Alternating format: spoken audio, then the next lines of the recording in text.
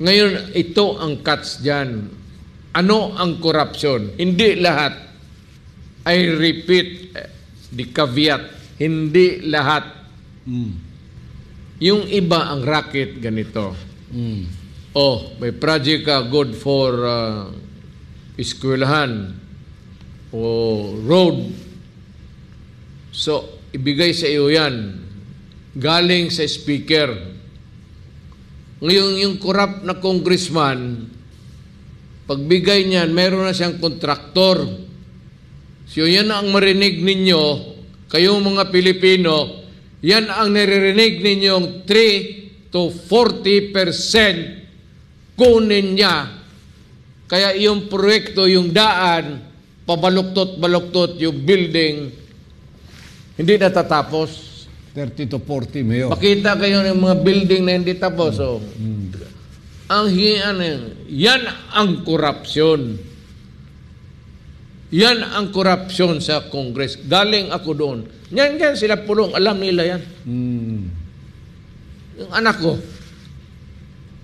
Yan ang yung komisyon mo. Padaan mo. Sabi mo doon sa speaker, Speaker, bigyan mo ako ng pera ganito worth 500 million. Kasi paggawa ko ng daan, papasok galing ito. Lalabas ng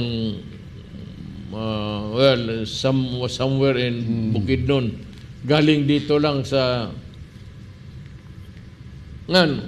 Pag ibigay, sige, okay. So budget, lagay na sa budget, deliberation. Hearing sa budget. Sige, ito para project ni Congressman ABC.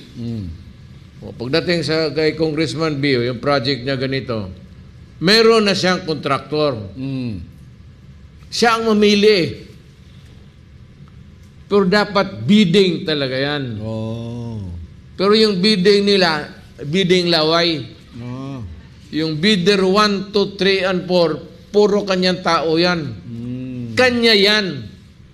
Kaya ngayon, yung mga kontraktor noon na sigihan nila hingi ng 30-40%, how could it be stabilization? Wala na kasi nagsasalita na oposisyon. Hindi ako oposisyon, tao lang ako. But there is no more opposition. Wala nang liberal na suyop na lahat sa administration.